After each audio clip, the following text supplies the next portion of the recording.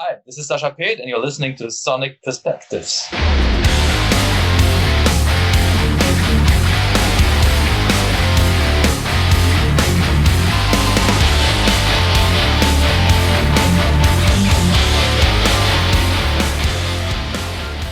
Hi everyone, I'm Rodrigo Altaf, and this is another interview for Sonic Perspectives. Here with me today is one of the most prolific producers and guitar players in metal, Mr. Sascha Paeth. Sascha, how are you today, man? I'm fine, how are you? Good. We're going to talk about your new project, Masters of Ceremony. And I understand this project was discussed with Frontiers Records for many years, right? That's true. Serafino, who is the boss there, he called me a couple of times for a couple of years. And then I could just say I gave up after a couple of years, but it's not true. I always had this in my mind, but it was never the right time in a way, and I really couldn't think about it deeply enough. And last year I just thought maybe I should do it now. And also what he had in mind in the first place was more like of a project, but I wanted to do not a project like Avantasia or something like it. I wanted to do, if I do something, I wanted to do my own band, more like a band, right? And not like a project with like lots of guests, but like with people that are actually real close with and that I can tour with and really do stuff together and also work on the stuff together. Yeah, especially later on, because on the first album, I tried to set a direction a little bit more. And because just to make sure that we will do the music that I really intended to do for a project or for a band that I now. Okay. I'm not getting younger, right? And I don't want to do like super many experiments. I want to do stuff that I really think is right and find the right people for it with creating something beforehand a little bit. And that's what I did. And but also letting, of course, like influences in already, especially of Adrienne. She, who's the singer. I let her. She co-wrote some songs already, but for the future, I plan to have the band integrated even more. I think I can see the reality pretty clear. You have to work such a thing. I'm not gonna bring something out and it's gonna go through the ceiling. I have to work on the stuff, and we have to play live, and we have to bring it closer to the people, and hopefully one day it's an established band that will have some success. But I'm not expecting the record is coming out and it's going top 10, and I'm very disappointed if not. It's not the case. I'm trying to be realistic here. I really hope people enjoy it as much as we did enjoy the work on it. Okay. And I know the connection between you and Adrienne Cowan. You produced the album of her band, the Spires. But what kind of process did you go through to select the other band members? Basically, first of all, I didn't really produce it. I worked on the mix and gave some tips and this and that. But they did most of the recordings and stuff on their own. And so I basically mixed it and also worked on the new one, actually. And when the singer, Adrienne was clear that she's going to be the singer. Actually, a little bit before already, it was clear that I wanted to have André and Felix in my band. André Neygenfind and Felix Bohnke. They also play in Avantasia, in the live band. So we tour the world since years together. And especially André, I know since forever, actually. I know Felix since a long time too, very long time. But André, I know since we were 12 years old. We had the first band together when we were 12 years old. So that's really a long time ago. So he comes here from just around the corner. We grew up in the same village. And it's somehow like a miracle that we like do stuff together over so many years in a way. And Felix is such a good guy. I really wanted to have people. Also such a good guy. Wanted to have people that I really like and that are friends and that are good. And I really found this with these two guys. And also Corvin, who came in the band a little bit later, is somebody that I knew from a while ago before working with. The first time I think we met was when we were working with Oli John Roth. I recorded an album for him. It was the Scorpions Revisited album. And then we did a couple of things together on this cruises, Full Metal cruises. And then he did some keyboards for some productions that I was working on. And we did a full production together where I was a guitar player and he was a keyboard player too. A different kind of feel. It was not really heavy metal. It was more like a rock, folk, blues direction with somebody from London, a very, very talented young singer. And his name is John Collover. And so we did quite some things together, and I'm really happy to have him on board as well. And I think it's a really cool, complete live band that we have now, and I'm really looking forward to hitting the road, actually, with these guys and what these girls.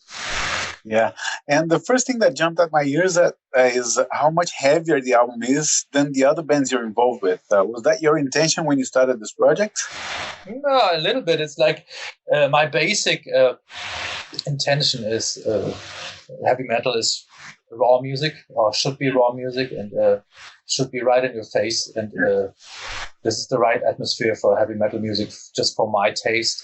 And I had the feeling this is a little bit lost nowadays. The stuff is getting cleaner and it's getting more like totally produced, sometimes overproduced. And I really wanted to create something that hits you like a hammer, like something that is more like direct and true is the wrong word maybe, but just something that is just emotionally has an emotional impact on you, because of its roughness as well, because this is what this music is telling me, actually. Yeah, and I can definitely tell on the guitar tone that you chose for the album. There's so much grit in it, right? Yeah, maybe. Yeah, I guess it's a natural choice based on your intention with this album. Yes. No, everything like I did there was just out of my, we say in Germany, out of my belly. I don't really think too much. Actually, I just do stuff the way it comes handy and comes natural to me. So I just, I don't plan this like, I have to make a more gritty guitar tone on this album to achieve this and that. I just do stuff and I don't think about it too much. Okay. And the first song reviewed to the public was The Time Has Come, which the fans seem to have loved, right? It's a proper way to start an album like that, I would say, yeah? Thank you very much. Yeah, I think, it's a heavy metal statement in a way. It is the fastest and maybe hardest song. This depends a little bit on how you perceive hard on the album. And I thought maybe it's going to shock some people a little bit. Some people were a little bit surprised, actually. Yeah, but I think everything that heavy metal is for me somehow is in this song. Well, not everything, but a big portion of the characteristic of where this album also should go is in that song. It's the hardest and fastest, but I really thought it's like, hello, here we are, is the best way to say hello in a way. There are also other hard songs on this album, but different. There are also other fast songs, but also different. But generally, I have to say, the whole album has this a little bit rougher approach, a little bit more raw approach in a way. Like the song has. I like the video that you did for that song, and you're using a guitar that's not usually seen associated with power metal bands, and also André is using a double bass. Yes. So vintage instruments on that video. Yeah. It's not really a vintage instrument that I'm using. It's a new guitar, actually. And I'm playing these guitars since years. They're called Duesenberg. Actually, I just went off the phone with Ingo from Duesenberg, and we're working on my own model at the moment. Oh, okay. Already has some little video out of this, so this is going to come out soon. And so it also looks a bit vintage, actually. I love this stuff. It's not a hollow body this time, but I use this hollow body a lot. Actually, exactly this black one that you see in the video. I love this guitar. It's I use it on. I think so. It's on 95%. The sound on this album is this guitar. And the other song that was already revealed is Sick, which is quite a showcase of Adrienne's voice and more of a hard rock approach on that one, yeah? Yeah, it's more, this is the most hard rock approach on more or less on the album, I would say. So this is really showing two different sides musically, but it's also the hardest one vocal-wise. I mean, it's just, the performance is just sick on this one. She goes everywhere, right? Yes, absolutely. It's, I think it's amazing. Some people were, of course, this is like polarizing in a way. Some people were shocked when this was out, was like, what the fuck, this vocal, you know? But, you know, I just simply love the way she does this, because this is not like a, you know, we were talking about like a natural approach of aggressiveness. And this is what it is to me. I mean, talking about sick, like the whole topic there, this is not like somebody tries to learn to how to grunt and just puts it out there. This is somebody just screaming at you right in your face, and you're gonna be, I mean, you almost have to shit your pants. I mean, it's like, this is what it is actually. And it's almost frightens me. I was never really a super big fan of growls and grunting in a way, you know, but only because a lot of times I hear this and it's quite unnatural a sound, but here it's an emotion as well. And this is why I like it so much. And just before Sick on the album, you have a very emotional song called The Path, where she also shines. I do believe she can sing anything, and you're being quite a vehicle for her, right? Yes. So there was quite some playground in a way that I could basically almost do almost everything that I intend to do with the vocal. She could deliver in a way. And also she, of course, widened the spectrum with her own ideas. And it's like, for example, I was not really aware that she can sing this high.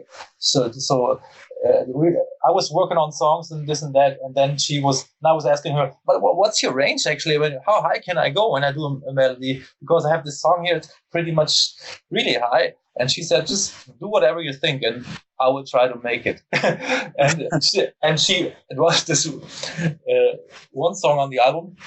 The name is Where Would It Be? Yeah. And it's the chorus is like incredibly high, and it was like, wow, she can sing that high. But she even put a harmony on top of this, and it was like, it's amazing how high this is. And so there's a really wide range to her voice. Yeah.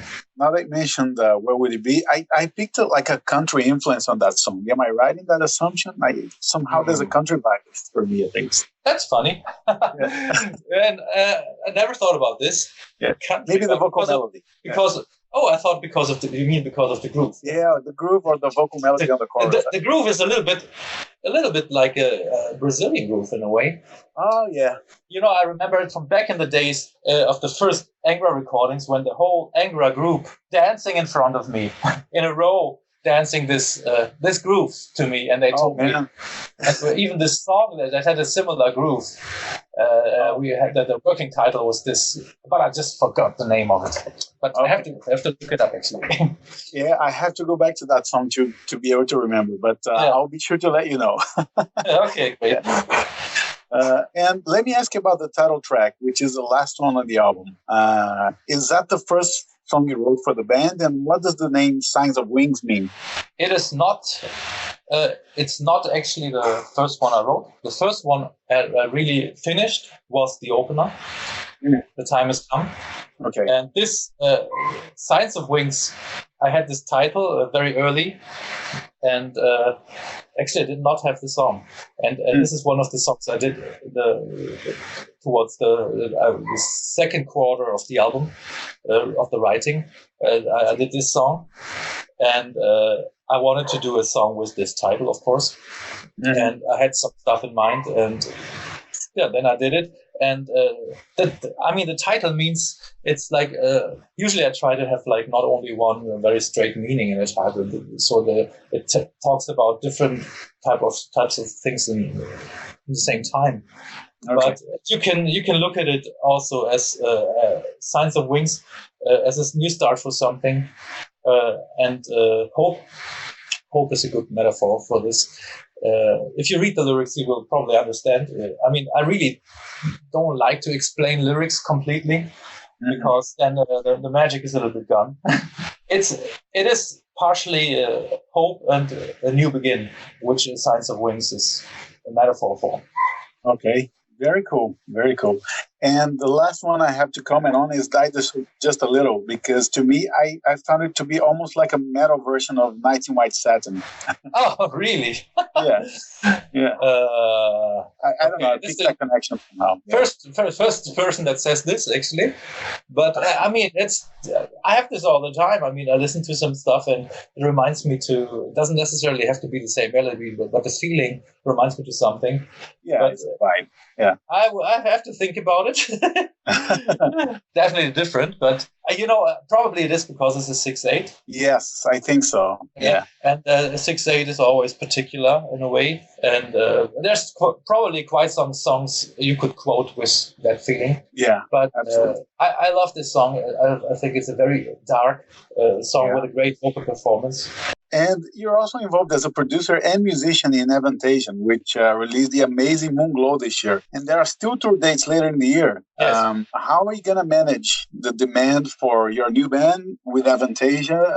How are you planning to manage that? Oh, I just do it. I mean, I always planned. I always manage somehow everything in a way. I think maybe Adrienne even has a harder time to manage this because she has on top the 7 Spires band. Yeah. And she also plays keyboards. Oh, wow. I didn't know that. Oh, she's good. Yeah, she does all the orchestration on her album. She also played the piano on The Path, for example. Okay. Right. So, yeah, she's a full musician. I know, and she's brilliant. I saw her YouTube channel as well, where she's doing like vocal lessons. It's amazing as well. Yeah, she's very good, very very kind. And you've produced more than 200 albums. What kind of process do you go through these days when you're selecting what kind of project to be involved in? Because you must be very much on demand, right? Yeah, it totally depends on me. It depends a little bit. Like sometimes friends will call me that I know for years, so that's a different thing. And of course, I love to work with friends that I know. And sometimes it's just people send me stuff and I find it interesting.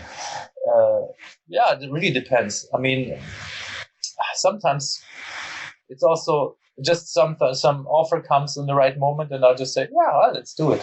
Right? I mean, I don't have any particular method to choose what I'm working on.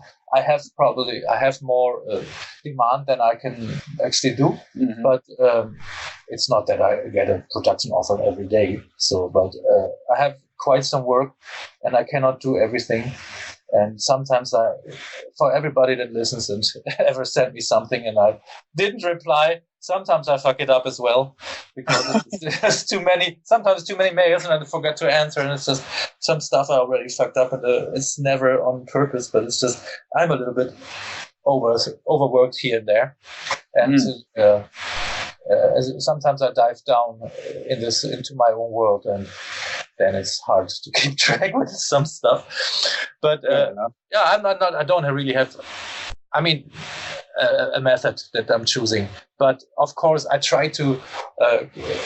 I'm working on Avantasia, and I try to do the next one as well, and the next one as well. Since of course, because I like it. But the most important thing is that I like the people. I could never do something only for the sake of success or whatsoever. It has to be. I want to work with people that I like, and they have to be nice people in a way, which I find you find out pretty quickly when you just talk to them. And that's what I regularly do. Okay.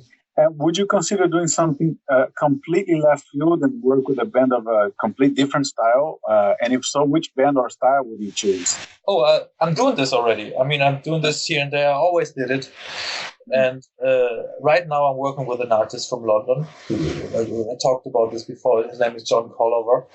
And he's a super cool guy, pretty young, in the end 20s. And like I said before, has a folky, also punky, independent, bluesy influence all together. Okay. So a lot of stuff is acoustic, and we're recording everything live and stuff like this. And I've just had an offer for like a blues band that I'm probably recording. I mean, it's good to do different stuff to just be refreshed musically also, not to be just to do always the same, right? But I have to say my specialty probably is this stuff. Yeah. In a way. That's what I'm known for. But I love to do the other stuff as well.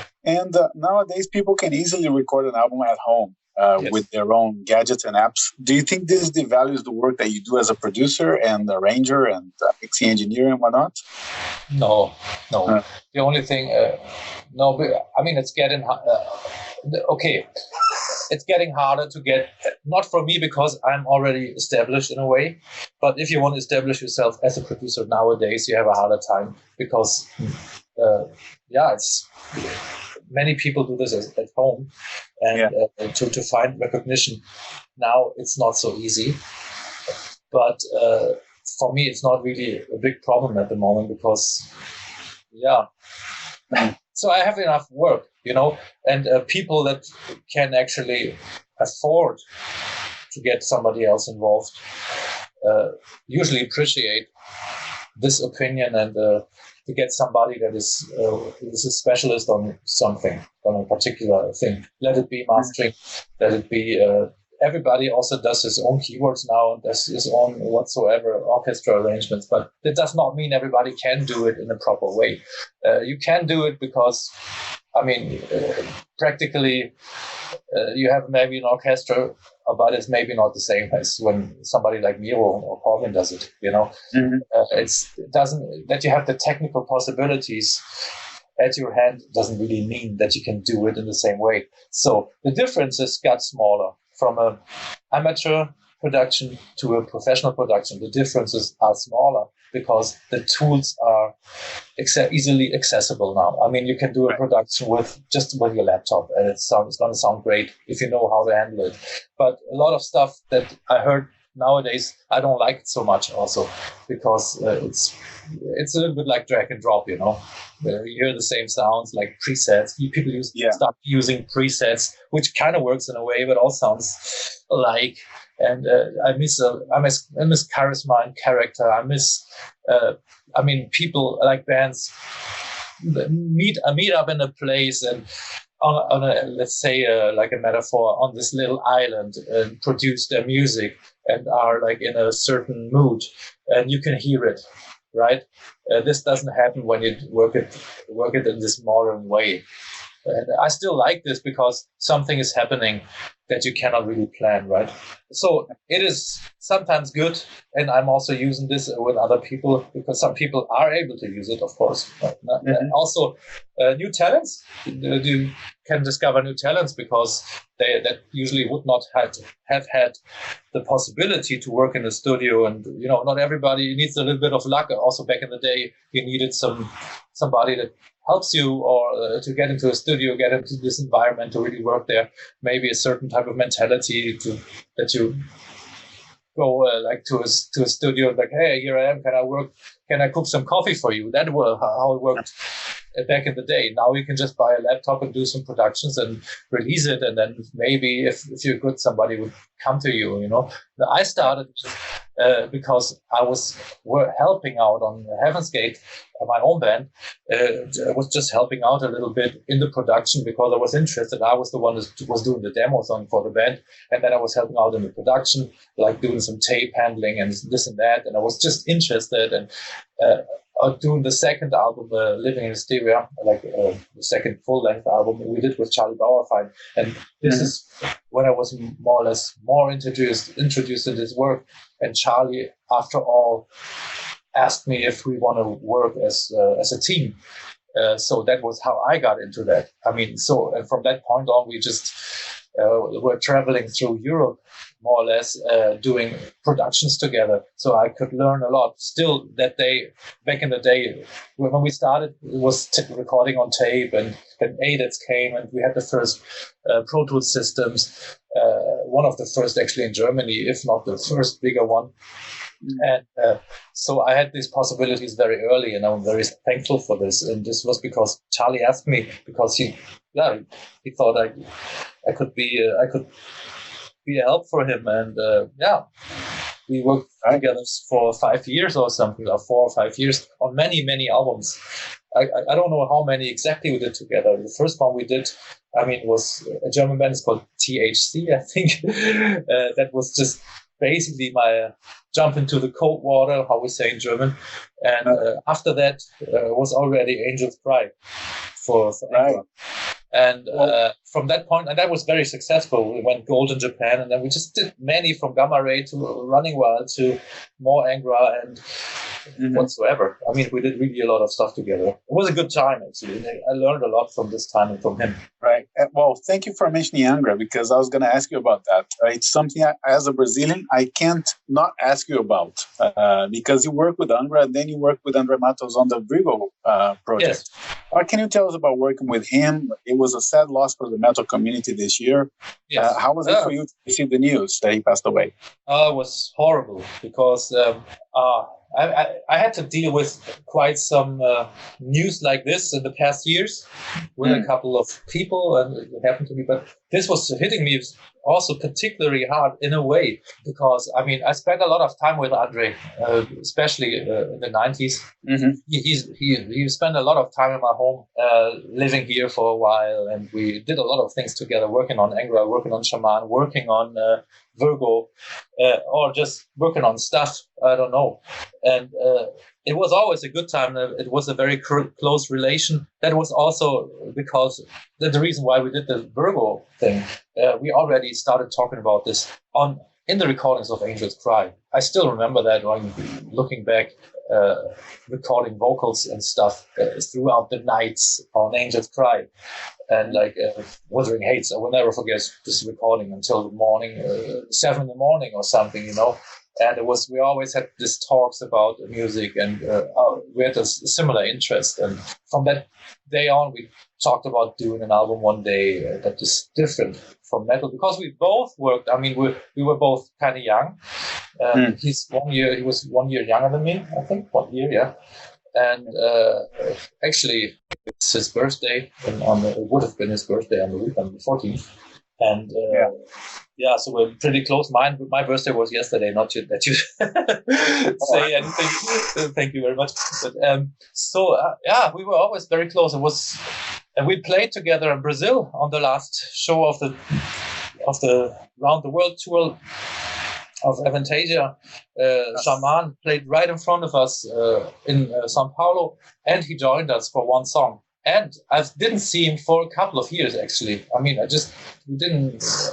There was no opportunity that we could meet, and we didn't have a lot of contact, but I was talking about him a lot, actually, with friends and stuff. He always was in our minds, and he still is, even though now he sadly passed away. Yeah. And it's it was horrible, because I met him. I will never forget, because I came there, and I met the guys. First, one person I saw was Louis, I think with his kids that I'd never met before. And it was like, Louis, hey, wow, I didn't know that. And I was so happy to see the guys. And then I saw Hugo and Louis. I'm emotional. And then I asked, but where's André? And he was in his, Ricardo, I forgot, sorry. Ricardo, I met, of course. And I really, really was so happy to see the guys. I was watching also a big part of the show. And but before I met André in his dressing room. And we had a big hug, and it was almost weird, I have to say, because such a long time. But he was, it was so good to see him again. And he said, I'm gonna come by in Germany. I really have to visit you with my son and this and that, And I was really, really happy, and said this. I talked about this at home, actually, because after the show, unfortunately, we didn't see again, and I never knew.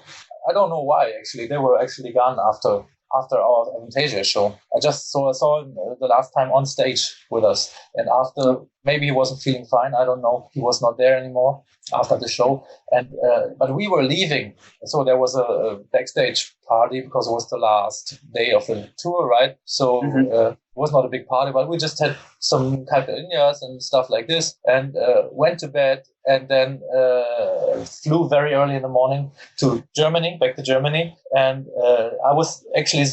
I remember sitting here with my family and with my daughter and stuff, and talking about André, and always telling the stories, like things that he did. He was kind of funny every once in a while. But these stories, I cannot start with that now. But I told these old stories again, and I was so happy that I met him, and he's gonna come by and ask my daughter, like, do you remember him well, and this and that, because it's a while ago that he was here, and of course she said I remember him well, and and I was kind of happy. And then 2 days later, or 3 days later, when we talked about this, it was only like 5 or 6 days after this show. I think the show was Sunday, and he passed away on Saturday. And I heard this. I got an SMS actually from Toby. He heard it 10, and I just could not believe it. I was like, "What?" Yeah, it was really unbelievable. It was surreal. It was totally surreal. I could just not believe it. And but already 1 or 2 hours later, the internet was full. Yeah, full of stuff. I mean, I think it took maybe 2 hours from this call. At first it was just an SMS, and then I called back from this until it started spreading around the internet. And I was shocked for days, to be honest. I was really shocked. Yeah. It was very nice. What can I say? I will never forget him. Yeah, well, thank you for that. I'm a big fan, and it still warms my heart to hear stories about him. So I thank you for sharing. I have a lot of stories about him if you want to share one day.